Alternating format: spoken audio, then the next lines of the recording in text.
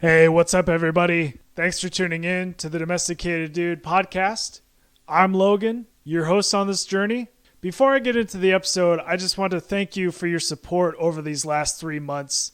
It's meant the world to me to be able to have these conversations with my friends that maybe we wouldn't otherwise have the opportunity to have. You know, we're able to go deeper on a lot of subjects where if we're hanging out in a social setting with friends or there's a game going on, we don't get to have that opportunity to have these deeper and meaningful conversations. And to me, it feels great that other people are finding value in them and taking some of the lessons that we've learned in our lives and applying it to what they're going through. As you know, a lot of my friends are either back home in Alaska or they're scattered out across the country.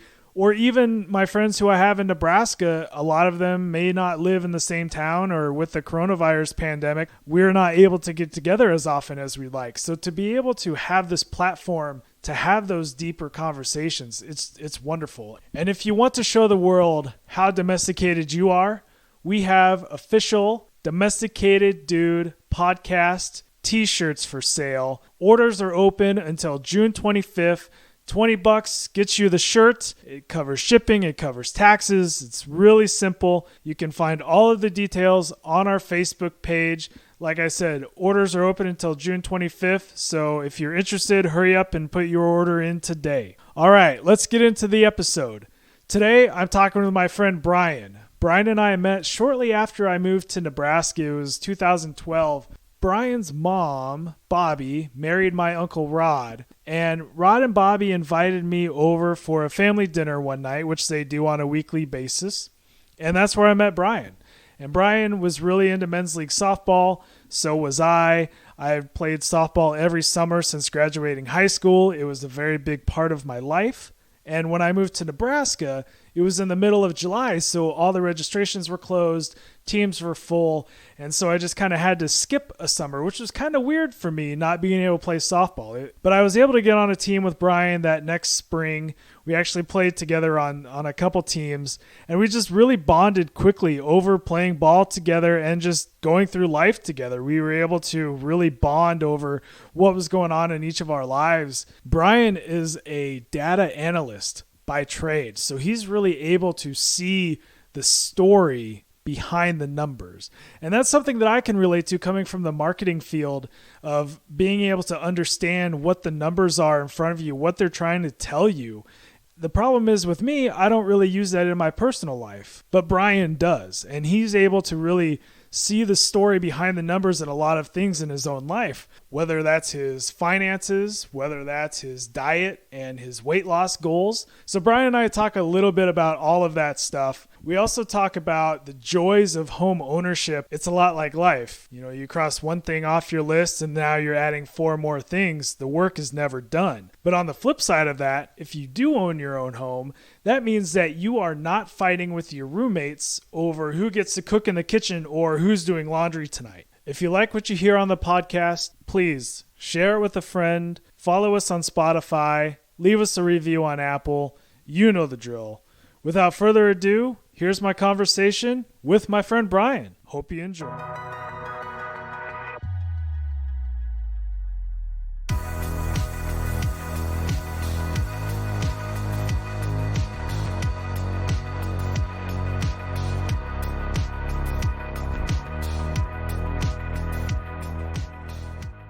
Are you drinking on a drink? Yeah. Hey, is it like completely taboo to mix whiskeys? Because I got some Maker's Mark and I mixed it with some Screwball just to kind of make the peanut butter last longer. Ooh, that actually sounds really good. It smells good, but I tried a little splash of Dr. Pepper to fancy it up and stick with the whiskey, I think. I completely support that. Yeah, I don't have cinnamon to add to it, but that's okay. I put some in my whiskey a little bit tonight, so it's all good. Now I'm gonna get texts on my phone. Just put on Do Not Disturb. It's on Do Not Disturb, but sorry, dude, I'm such an amateur. Dude, it's fine. You are fine. I'm a pretty popular guy. I know you get a lot of texts. Your phone is gonna buzz throughout this entire episode. Well, I did. I've got 3 group texts going on, and group texts are the fucking worst. I like group texts. You like group texts? I don't know. I got nothing else going on. I like them when there's a time and a place, but I like them when they serve a purpose. Like my softball team that I have, we have a group text. It's easier for me to just text out, "Hey, we're playing at 8:30." Yeah. It makes it easy. But then after the game, you get over and over like, "Oh my God, remember when Logan fell or whatever else?" And those are still fun too. Like I like when it goes on when it doesn't need to. We don't have any of that really. The only thing we talk about is adults. when we're playing and where we're drinking beer. That's pretty much the only two things we talk about. Beer. I mean, that's half the reason I play softball is to be able to drink beer. Yeah, no, I can see that. That's not for me though. I don't know. I'm kind of a loser. But... You're not a loser. No, I don't drink or I don't play for the beer. But I know. It took me like 6 or 7 years before I'd even like have a parking lot beer. It's like, guys, that's illegal. What if a cop drives by? What was that? Be careful. What was that first parking lot beer like? I don't know. I think I probably just had a bad outing, so I probably chugged it. Perfect. I've probably paid for about one parking lot beer in my life, so it's all just like I try to pace myself a little bit because I know they're borrowed. Yeah, but they don't care. That's less beer that guy has to take back home and put in his fridge, you know? Oh, he'd finish it on his own. The guys I played with. So, Brian, how you doing, man? What you been up to today? Just pretty busy day, actually. I went to Grand Island, helped my grandpa move. He's going to a nursing home and got the fully loaded truck all moved, and then kind of drove back into town. And my cousin actually was headed all the way back up here to check out a trailer. And I've kind of actually had a couple pre-podcast, off the record podcasts tonight. I had a beer with my stepbrother and met up with my cousin back at my place and had another beer. And third time's a charm, hopefully. So this is maybe the best run of the night. So we'll see how this goes. But yeah, just it was good catching up with my cousin. He works on a golf course, so kind of has a lot of agricultural experience, I guess. And I need some advice around the house. So first thing he did was actually check out a tree in my yard that I had asked another friend about. And basically the first two words out of his mouth were, "It's dead." He kind of planted the seed. Like he kind of went around the process of taking it down and kind of gave me all the instructions. And I kind of had my typical Brian dazed and confused look and help me please for the love of God. And he's like, "Hey, we could just do all the branches right now." I'm like, okay. So he's got a saw in his truck because he's a man. And I had a saw in my garage, and he got through about 4 branches before I got halfway through my branch. So he finished my branch too. But yeah, he took that down, cleaned it up. And so now I've just got an ugly stump in my front yard that I'm going to need some beers and a friend with a truck and a chain and some wet water or wet weather to hopefully yank that thing out of the ground, I guess, and probably just do it wrong and tear my yard up. But we'll see. I don't want a dead tree in my front yard, so a stump's better, I think, right? Yeah, for sure. At least you have a better view now, probably. Yeah, it's good. I mean, I'll probably just keep the blinds closed, but I'm kind of excited. I got a lot of projects that seeds have been planted for in the house, so getting a dead tree out of the front yard for sure is one of the things that needed to get done. So today is kind of the kick in the butt to tree's half gone now, so the hard part's left though. But yeah, that'll be an easy reminder that I have work to do until I get it done, as opposed to the other projects I can hide from right now. Does it sometimes feel, especially right now, that every time you look at your house, you're like, oh, I need to do this, I need to do that? That's kind of how I feel at my house. Like the job is never done. You're always working on something, and there's always something new that gets added to the list. Even once things get crossed off, you're like, okay, well now, cool, that got crossed off, but now I'm adding 3 more things to my list. Oh yeah, absolutely. I mean, you have your normal weekly stuff, you know, like I am a list guy, and I took some time earlier this last week just to write down my list, and it was too overwhelming to look at when I got done filling it out. So then the nerd in me kind of started breaking it out into its own little, all right, here's my backyard list. Here's my downstairs list. And I don't know where to begin. I actually got a couple of days off of work this week, so I'll try to knock through a few of those. But yeah, I mean, shoot, even just regular yard work and stuff can kind of be a timely chore from time to time. But yeah, I have it's a really long list, and I need probably to pull all the guys that you've had on your podcast before and all my friends and just get, I don't know, a couple hundred beers and have them come over and help me drop some plans and just have a really big project day. But I think you said the magic word. Too, so. I think you said the magic word. Anytime there's beer involved, I'm in. You know, and right. we talked about this a little bit, but you mentioned that you were moving today with your grandpa and your cousin. Those are the easiest days because you end up drinking beer and eating pizza usually on moving days. So if you had a yard day or a project day, yeah, man, just call up your buddies, send out a group text like we were talking about earlier, send out a group text. Hey, I have all this beer that needs to get drank, but first we need to do some stuff around the house. But then we'll celebrate with beer and a big fire because we have a bunch of branches from a dead tree to burn. Oh my God, I have so many branches.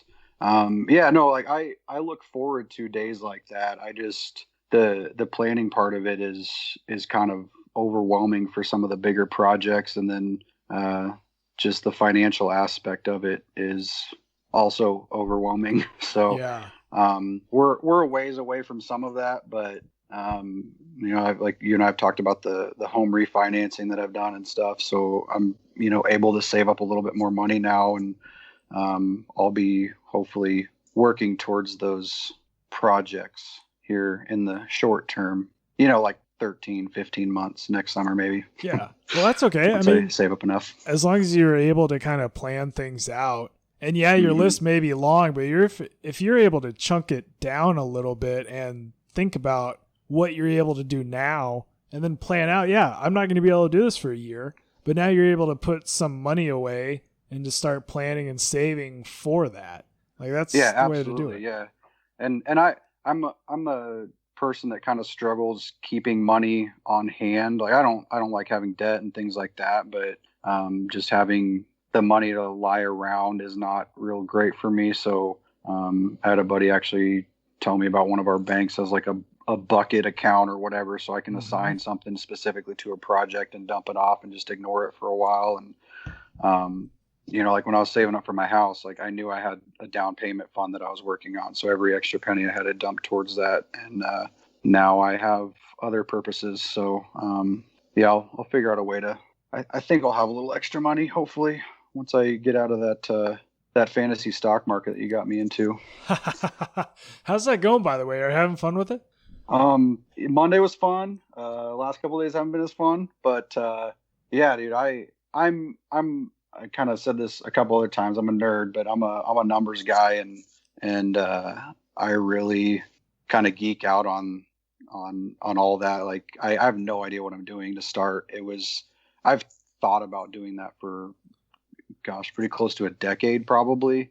And I just, you know, like we talked a little bit about like sports and gambling and stuff like that, casinos. Like I got another buddy that, you know, the amount of times that we've just dumped money into, you know, Blackjack or something like that, you know, it's like, you know, we could have been doing, like, we could have spent Thursday night doing some stock market research, and we'd be doing a lot better right now than, you know, the trips up to the Horseshoe and Council Bluffs. And it's just crazy. Like he started around the same time I did, and he and I are both hooked already. So thank you for that. You're welcome. It's a good time to get in, you know, so we're making money that we probably shouldn't be making. It's not life changing by any means, but it is, like, you know, the stock market's going up, and you just, yeah, put some money in and make a lot of mistakes, but it's still mostly going up. This isn't to encourage people to put money in there and play around with it like I maybe do, because I'm kind of an idiot sometimes, but long term, I mean, for the most part, there's, you know, it's going up. Stock market's going up, you know. So most of the guys that, we all hang out with and are on your podcast and stuff, like money they put in now, they're not going to need it for 25, 30 years, so it's going to be worth more. So yeah, I nerd out on that though. I've got another spreadsheet that when did I buy this? What country is it in? How many employees does it have? Oh man, you created a spreadsheet for your dude, stocks? I am a nerd. Figure out like formulas, like, okay, hey, instantly I sold this for this much. Wow, I made this much money. Like, cool. Oh wow, I lost all this money. Why did I sell? I'm an idiot, and but I kind of gave up on that a little bit after that one that I did this last Monday, because then I'm too crazy right now to even track it all. So it's cost me though. So yeah, if you get as invested, I guess, as I am, do your research, take your time, be smart. Yeah, I don't know. I think we have some differing viewpoints of how to play the fantasy stock game right now, because I'm that slow and steady turtle. Just kind of, I log into my stock account every day and I just kind of watch the numbers fluctuate, and I'm like, oh, okay, cool. Like, I'll tell Sarah, hey, it's a good stock day, or hey, it's not a great stock day. But I'm not over here making spreadsheets. That's just because I'm not as analytical as you are. I'd rather just look at the numbers and invest in some cool things. I'm more of a hobbyist stock market player, if you will. And I'll put in $20 here and there. I'll put in $40 every once in a while, but I'm not doing these crazy things that some other people are. I'm not about to like see, oh, my stock went up a little bit today, so I'm going to sell it. I'm going to be like, oh, that stock went up a little bit today. Let's see how much higher it can go tomorrow. So we talked about gambling a little bit. We talked about the stock market. You're a numbers guy. So you are very analytical. You like to look at the numbers behind things. Have you always been that way, or is that something that kind of came to you in adulthood? Talk me through that a little bit. Yeah, I think it's more I've always been a math guy. Like, I remember in, second, third grade, always being like the first guy done with my multiplication tables and fractions and things like that.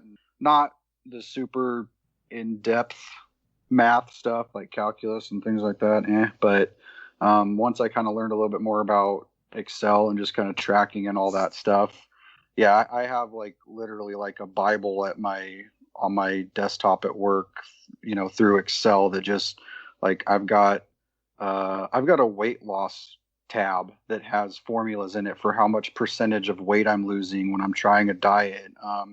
I have a financial one that I track my credit cards and what my house value is worth, what's been paid off on it, my bank account, so I can kind of know from day to day, like not day to day, but like bi-weekly whenever I get paid, like what my current worth is and like how are things trending. And I do like to kind of look at that, and I don't know if it's for a great purpose by any means, but it is kind of just interesting to look. Like, I can go back, 4 or 5 years and just look and see, how my money was working for me in the past. And I don't know that there's any great lesson for myself from it, but I've always used it as kind of a way to encourage friends, I guess, to like, I don't know. I've had a buddy that just for like, 401k retirement stuff. It's just kind of fun to use that information to just not like, just to essentially encourage them to save, like, hey, here's how much this money will work for you over a year or over 2 years or however long. And it's kind of helped like my credit cards I mentioned. Like, I abuse the crap out of credit card companies. Like, I don't let them get anything from me. Well, they're charging 20% interest. Why would you want it to give? Well, yeah, I'm not paying them interest. Like, I don't have time for that. Like, I don't recommend using them for, really huge purchases and things like that you won't be able to pay off before you owe interest on it. But your month to month stuff, like if you can get some money back for your groceries that you're going to buy anyway, like, absolutely, Play those point systems, man. Yeah. There's plenty of cards out there that you can do it. And mm-hmm. one website that I found that's really helpful in that, actually there's a couple. There's Nerd Wallet. They kind of mm-hmm. go through all the different credit cards and they show you what they're best for and to kind of match up with what you're wanting to use them for. And then Mint is also really good. Yes, and Mint. You talked about kind of tracking all your expenses and things. That's what we use. We have all of our bills in there, all of our investments, all of our bank accounts, everything. So it tells us like what our property is worth, what our cars are worth, what our net worth is. It's a really handy tool. I mean, it's not changing on a regular basis, but it's just nice to be able to get that quick snapshot of where you're at in your life. Yeah, absolutely. I have that Mint app as well. And yeah, everything's linked up to it. So, every payday I'm kind of going through, checking out, where do I owe money? Do I owe money? Did I actually get paid? Did my paycheck go through? It's unfortunately been a concern from time to time. That's an awesome app. And it is it's a good way to stay accountable and on top of things. And, you'll get notifications when big purchases or withdrawals are made or credit score. Sometimes it's fun to look at that, even though I don't know how much that matters, I guess, if you have a car or a home already, but maybe for a car, I guess. But I don't know. Yeah, no, I enjoy that app and NerdWallet for sure too, to compare and contrast different credit cards. Never get a credit card that you have an annual fee on, unless you have like a business or something like that, I guess. Boom, knowledge. Yeah, I've got a spreadsheet on my desktop for that too. So we're coming up on mid-June, so July we'll have a new quarter starting. I'll have some decisions to make with where I want my 5% back from, and pretty sure I'll get some PayPal money back for Chase. So like I'm going on vacation in August, I'll pay my buddy for my portion of the hotel through PayPal and I'll get money back for that. And I was going to go on that trip anyway, so I'll pay for that and pay it off. And that's cool. Yeah. Thanks, credit card companies. As a numbers guy, as an analytical guy, we talk really briefly on gambling and things, but how does being a numbers guy help you with something like that? How are you able to kind of see through the betting side of things and the gambling side of things? How has that helped you? Or has it? Maybe it hasn't even helped you. I don't know. I'm curious because I'm not like that at all. Maybe that's the better question. Let's check my account information on my gambling stats. No, it helps if I think it maybe kind of goes back to like the mindset that you have with stocks. Like if you have the level-headed mindset and you actually do play by the numbers and just play the way you're supposed to and not stupid crazy like I tend to sometimes, it absolutely helps. Like if you're going to the casino with a couple $100 and you're playing blackjack, like there truly is a perfect way to play that game where your odds are the most towards your favor. I mean, the house still has the favor, but yeah, absolutely. Like you can make money more often, playing perfectly. Right. But that's no fun. Nobody wants to play perfectly. Plus you have other people at your table fucking things up for you. Well, how does that work? Sit with you, Logan. Don't sit with me at blackjack. Please don't, because I'm not going to play perfectly. You're just going to get pissed. I'm just telling you right now. I think I did get mad at you once. I don't think I said it to you, but... And that was the last time we played blackjack together. You owe me $30, by the way. Actually, I might have doubled down the hand. You might owe me $60. I think I remember that, actually. That's all right. Yeah. No, yeah. And like you can, if you, I'll play with another friend and we'll play the exact same way too. So like if one spot at the table is a little colder than the other, well, I would have won money on that seat, so you kind of split it and kind of level your odds even better that way. But yeah, there's a perfect way to play that. And I mean, that's for casino gambling, I guess, but sports stuff too. I mean, it's kind of fun to look at the odds there and how those, there's a bunch of different options that you can do for that and figure out, okay, does doing one game in this situation work? Does buying a point work, or things like that? And there's different mentalities to take with it though, and I tend to be kind of a greedy gambler. So that actually cost me because the odds are definitely not in my favor in that case. Like I'll win big when I do, but I don't win very often. If you want to play smart, there's a way to play too, and that's probably the way you play. So I don't gamble on sports because I don't know well, neither do enough about any of that. But does that ruin your fandom, and does it ruin like your rooting interest in sports because you have money on it now, or does it increase that fandom and does it make you more interested in what's going on? Absolutely more interested. I have a rooting interest for my favorite teams anyway, so I kind of try to stay away from those teams.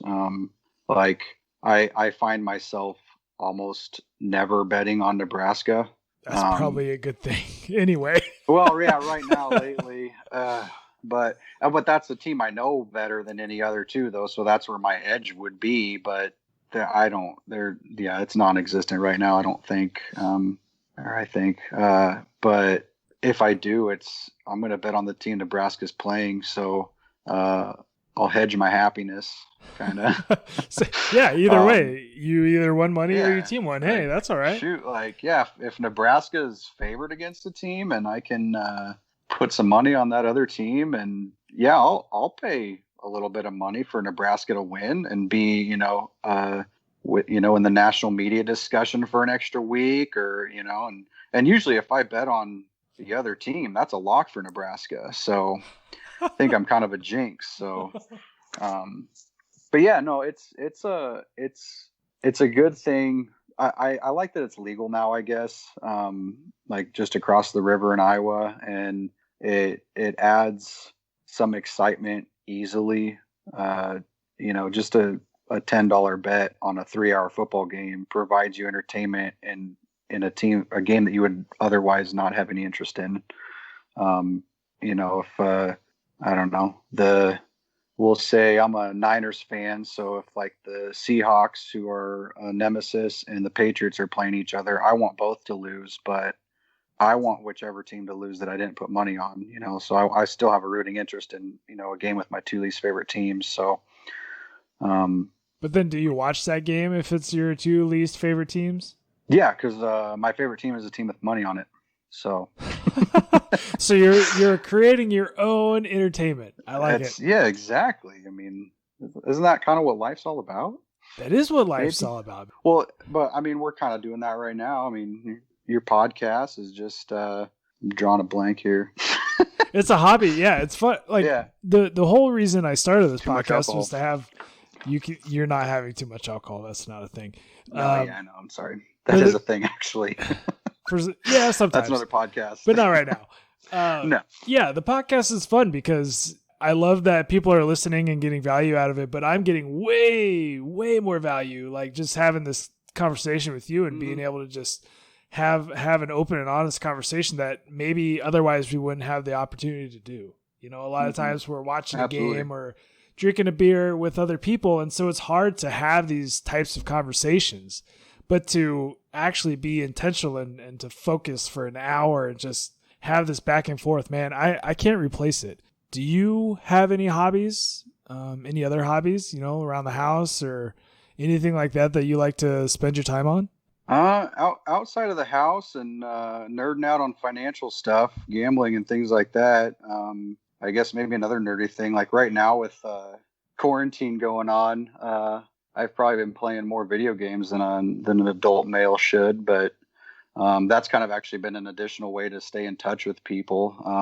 I've got a couple buddies that I play with online, and there's nights like one of them I work with, and I don't even pay attention to the video game sometimes. We'll just be talking about work or politics or whatever, and you can obviously on politics, not to go there, but that's an endless discussion topic, especially right now. So I don't even pay attention to what I'm doing in the game. It's just a nice chance to, there's no outside distractions. You're just plugged in and paying attention to a friend and, having a nice conversation. So it's just another way of doing it, and it's not recorded. And that's therapeutic. I always use that as a thing Yeah. for my video game playing. Yeah, So, you can turn your mind off a little bit because you're not focusing on all these different distractions and your phone buzzing every 5 minutes. You're focused on that video game and what's going on in that video game. I have that a lot. I'll do this at least recently. I've started playing poker online again, and it's all legal now. Don't worry. There's no money exchange or anything. Yes. But it's just a way for me, like I'll get done with work since I'm working from home. I'll get done with work and I'll play a little poker online. It engages my mind a little bit, but at the same time, I'm like able to let whatever was happening at work just go away because I'm not worried about that right now. I'm worried about this poker game in front of me, or I'll go for a walk or play tennis or something. I need some sort of break to break up the workday from being at home and home time. Do you kind of do things like that? Yeah, well that and I've taken part in your poker nights a couple times and yeah, like that's kind of endless enjoyment. I mean, you set up a game for 8 o'clock and have a drink and you get into your deep conversations sometimes and we're playing for 6-7 hours some nights. Yeah. And making new friends and as most of your friend group and I've enjoyed that and we need to do that more by the way, but yes. Yeah. Yes, we do. It's good to have an escape like that.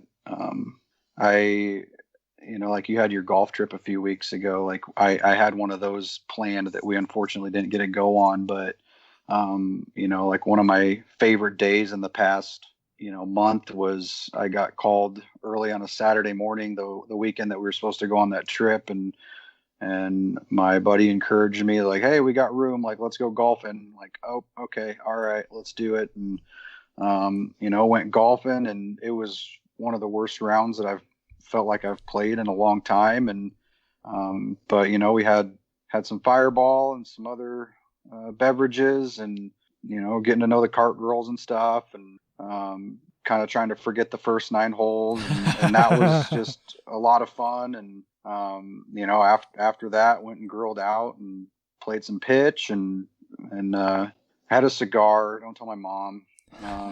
But I had to have a cigar so I could sign, my buddy's, cigar room, whiteboard so I could be part of the club. So, well, that sounds fancy. But yeah, man, that's just, we were just kind of sitting outside for a few hours after golf, just kind of BSing and playing cards and yeah, I cherish that kind of stuff. Like that's kind of, I want to do that more. So, yeah, but that's always something I look forward to. And you get home at the end of the day and you're like, that was a really damn good day. So that's right. Outside of the sunburn, I'm still peeling from 3 weeks later. So you have to wear sunscreen, Brian. You know what?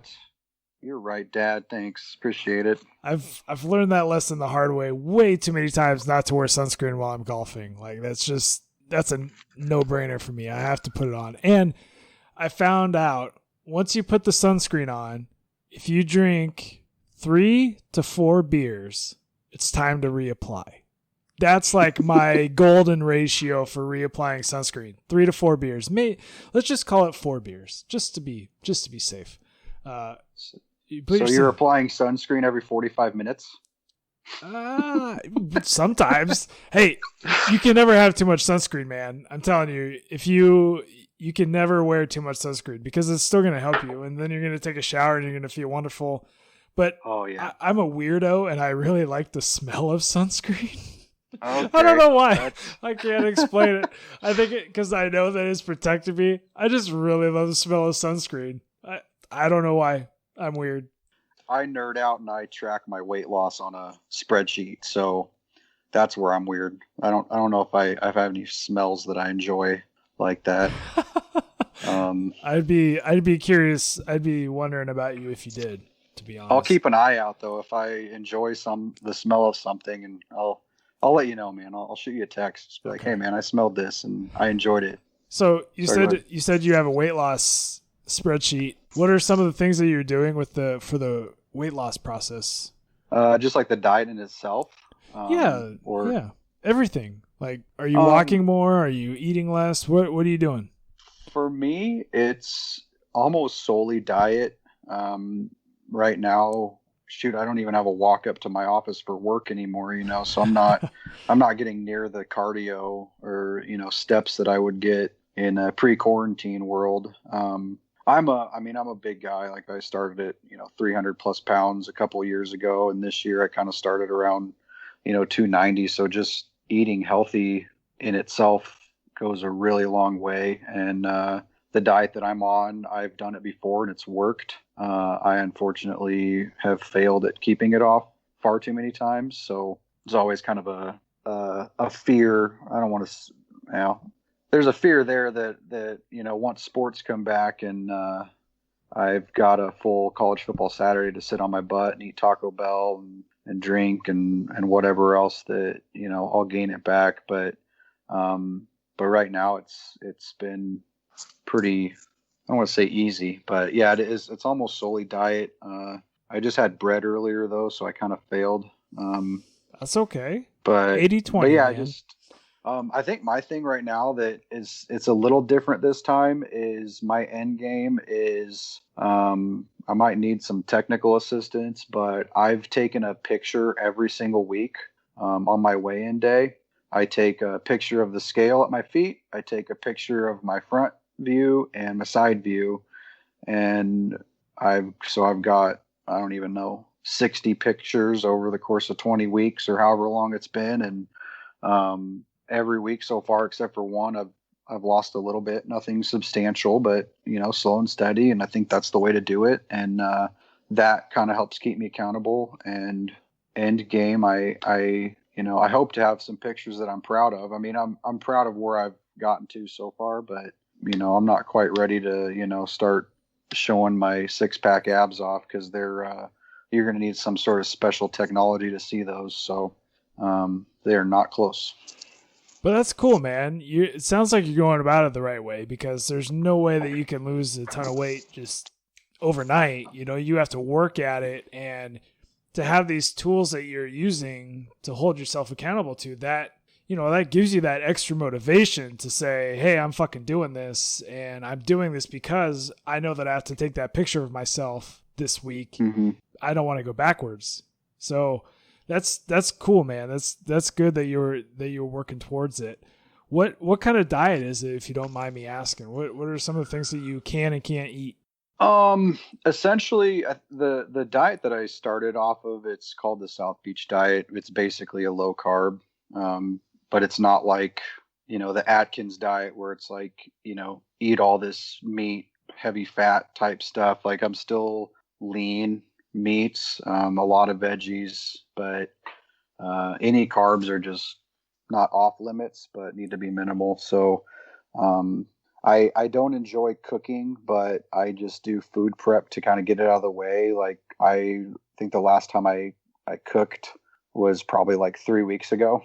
And Wow. but I ordered some containers and took a Saturday and kind of like before all this COVID stuff hit, like I just did a big shopping trip anyway, just like, hey, cool, like it's not going to be super fun to go to the store anyway for a while, but I just made 70, 80 turkey and vegetable based meals, and there's a lot of different recipes you can do. So if you take enough time to make it palatable, I guess, it's still something to look forward to. I've done diets in the past where like I'll just get like this diet in itself. Like, I tried eating salads a lot the first couple weeks. You get burned out if that's all you're exactly. eating. Yeah. You gotta have that variety in there. Yeah, and like what you're doing, with Sarah, like you guys are kind of doing a fairly similar thing, right? Like low carb, and that's another thing that I like. I'm happy for you guys, and like, you both are able to kind of work together at it and hold each other accountable. And I've worked towards having people hold me accountable too. And like, I'll try to send texts every week to certain groups of people just to keep myself honest a little bit, but it's not their responsibility to follow up on me, so I have to do that. But it is still nice. Like, I had a buddy reach out to me this Monday, and he's just like, he calls me coach. Just like, hey coach, are you skinny yet? It's like, well, I sent him a picture of my my bare feet with my weight for the week, and he's come a long way too. He used to weigh, I want to say, probably more than I did, and he's probably lost close to 100 pounds, and he's got his own way too. He rides his bike and works out pretty constantly and makes a lot of homemade meals. And there's no right way necessarily. There's no perfect way, you know. So everybody's got to have their own thing. Like for me, it's almost entirely food. Like I work a lot and I don't set aside much time to go to the gym. Like I probably still could squeeze it in. You know, we talked about me playing video games. Like, you know, I should just probably go hop on my elliptical. But this works for me right now. It's consistent weight loss. And, you know, if I hit a plateau, maybe, I'll start to get in the gear of working out a little bit more. Or once I get a job where I'm only working 40 hours a week. But I got to have a little playtime at the end of the day. So having a healthy diet kind of helps me maintain that. That's cool. Yeah. It's important to remember that there's no magic bullet for everybody. Everybody has to do what works best for them. Your South Beach diet may not work for somebody else. You know, what Sarah and I do may not work for everybody else. It's all about what works best for you and what you feel most comfortable with. And I think the reason why Sarah and I have been so successful at it is that it started out as a diet, that we were going to do this thing for 6 weeks or whatever. Well, we ended up liking it so much that we just ended up turning that into our lifestyle when it comes to food. And we've changed our whole view on how we see food and the role that it plays in our lives. And like I said, it all matters. It just matters what works best for you in your situation.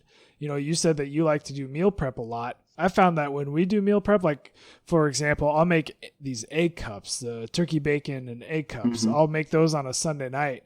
Now we have breakfast for the entire week. We don't even have to think about it. So if you can get to that point where like, hey, I'm hungry, I need some breakfast, or I want some lunch and I've made some chicken and veggies, it's like a no-brainer. And so that way you're not relying on what you want to eat. You're relying on what food has already been prepared for you.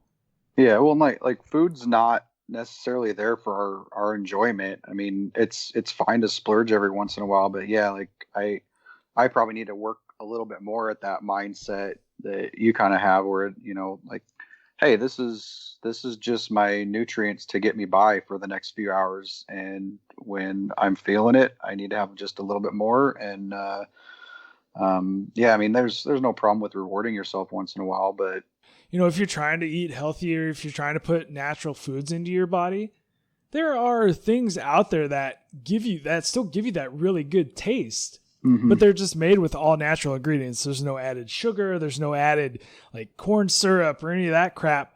It's all natural products. So when you put it into your body, you're getting those real nutrients into your body, and your body is just going to burn them because your body knows what it is. You know, that's kind of the big battle too, that sometimes your body doesn't know what you're putting into it with a lot of these processed foods. Yeah, absolutely. I remember you kind of talking about eating unhealthy few weeks ago on your golf outing, and yeah, just I feel good right now just eating mostly natural, you know, it's meat, cheese, and nuts and veggies. Like, you know, it's stuff that's on the food pyramid, you know. It's not there's not like, you know, 8-syllable fancy words, you know, in the ingredients that you don't know what the heck they even are. And I still probably cheat a little. I mean, almost anything you get in the store is going to have something in it. But yeah, I mean, your body wasn't designed to break down all those chemicals that show up in your food. You know, it's going to operate a lot better when you put natural stuff into it.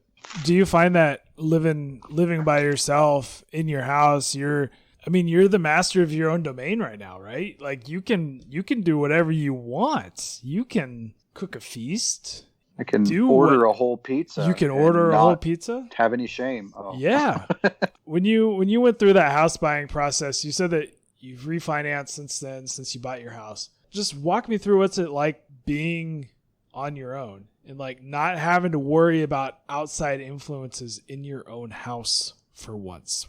What's that like? I've enjoyed it so much. Like I've got a spare room, and like I've I've turned people down, like not like, just like, absolutely no, I will not live with you or whatever. But like I enjoy the flexibility of having access to every room in my house and doing whatever I want. And I'm not an obnoxious person by any means. Like, I'm a good roommate. I got along fine I live with, I'll say, like 2.5 other guys for, most of my 20s. And I say 2.5 just because one was barely there. Not because he was like half of a person, but I was so excited to have my own kitchen. Honestly, that was the biggest thing.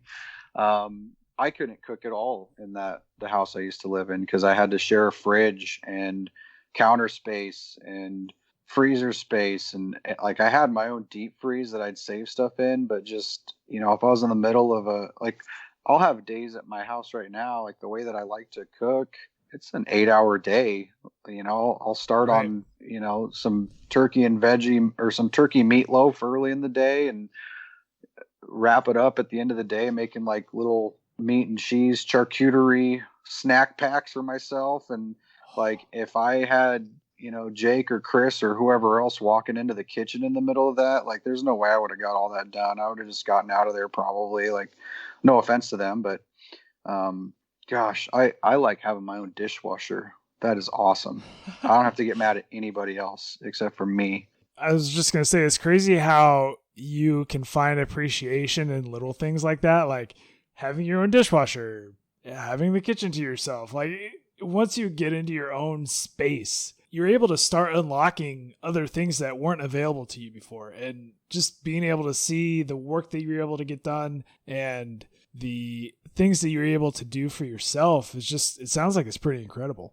It's awesome. I get to do everything I want here, like I cut that tree down just because I wanted to. It was a dead tree. I didn't want it in my house anymore. So see you later.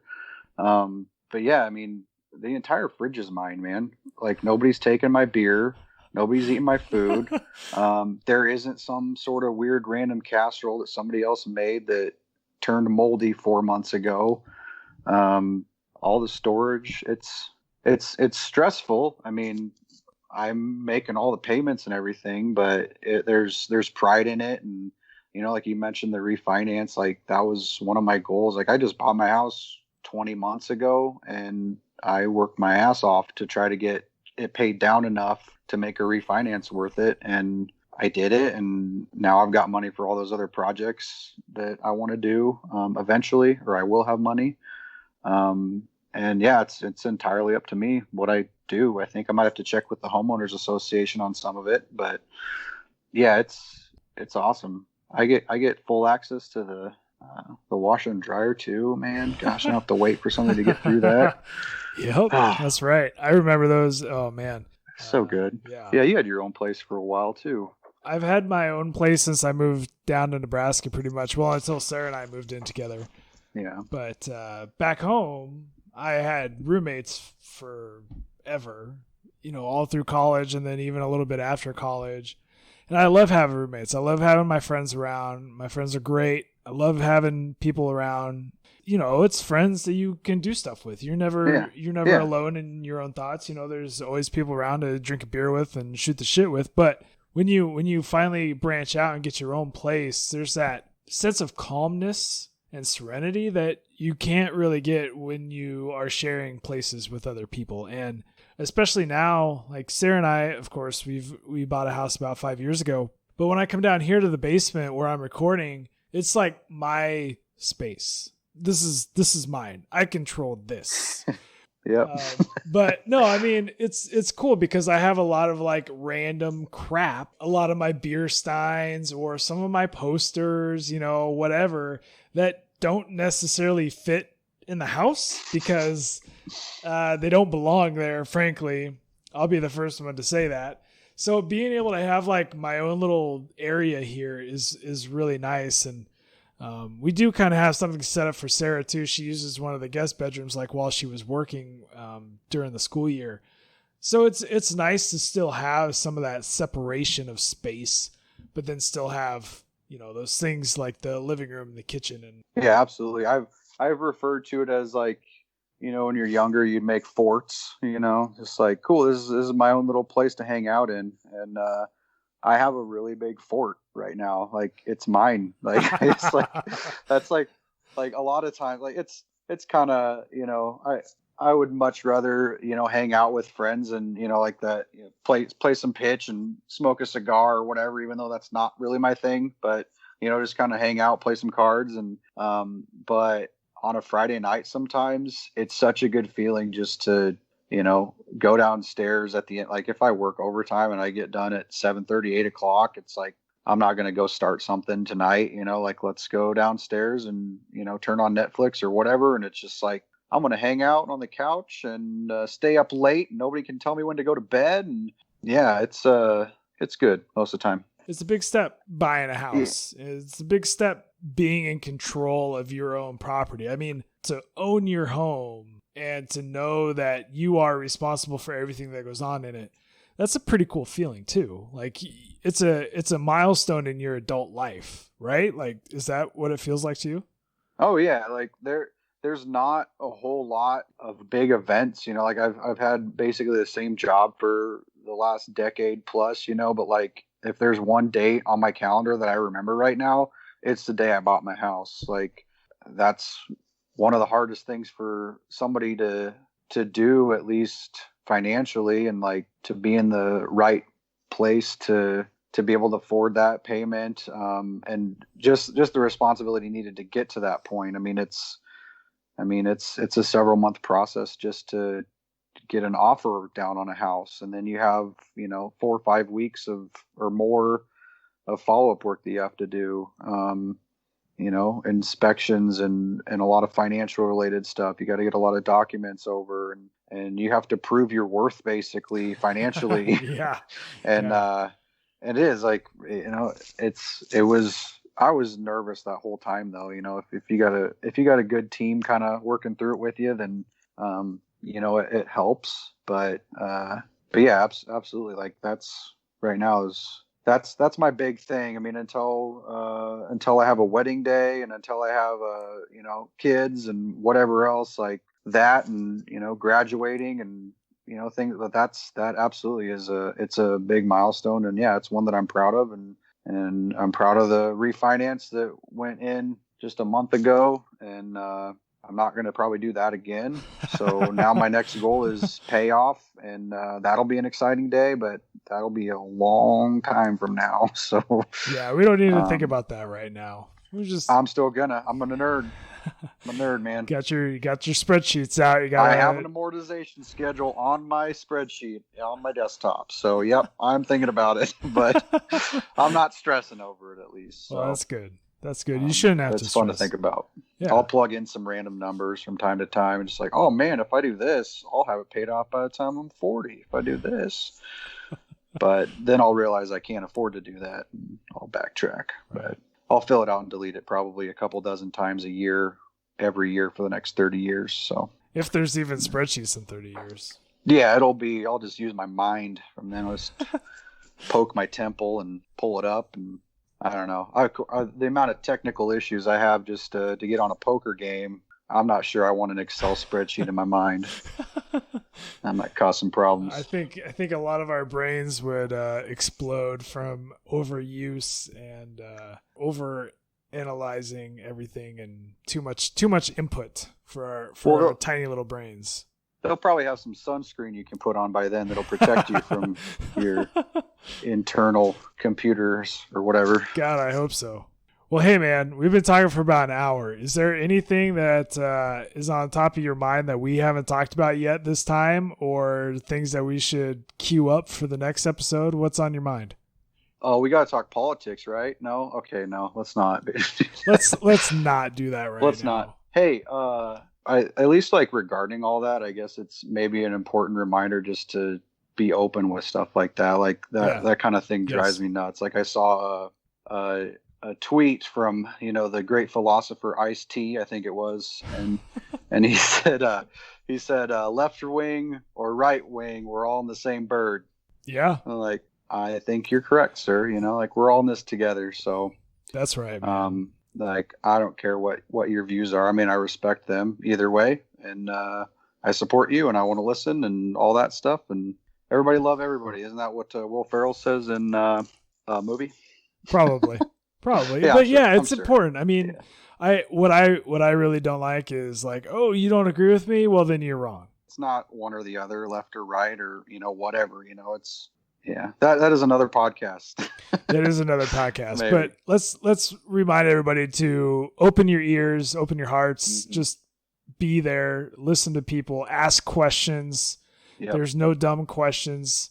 If you're trying to gain a better understanding of what's going on in this world, just ask questions and be curious. Don't just listen to what everybody else says. You have to go out and find some of those answers for yourself. Absolutely. I can't agree with that anymore. Hey, man. Is that right? Yeah, that's right. Hey, thanks for spending some time with me tonight, man. I really appreciate it. And I know we'll talk soon, but in the meantime, be good. Likewise, man. I appreciate it. Thanks for having me on. All right, Brian. Talk to you soon, man.